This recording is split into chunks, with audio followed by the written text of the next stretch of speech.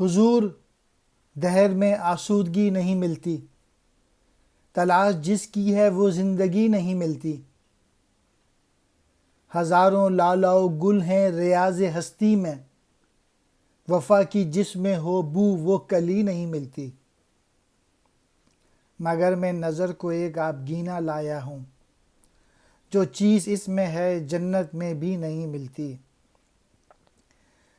جھلکتی ہے تیری امت کی آبرو اس میں، طرابلس کے شہیدوں کا ہے لہو اس میں۔ دہر میں زمانے میں آسودگی نہیں ملتی، آرام و سکون نہیں ملتا۔ لالا و گل مختلف طرح کے پھول، ریاض ہستی زندگی کا باغ، بو کہتے ہیں خوشبو کو،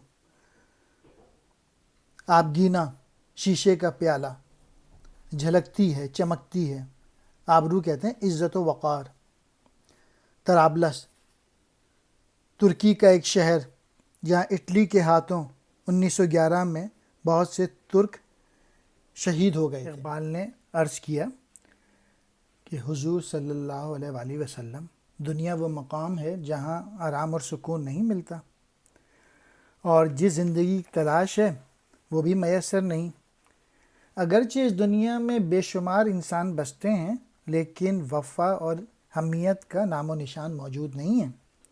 اس کے باوجود میں حضور صلی اللہ علیہ وسلم کی خدمت میں ایک ایسا آبگینہ لے کے آیا ہوں جو کہ اس میں وہ شے ہے جو جنت میں بھی نہیں ملتی۔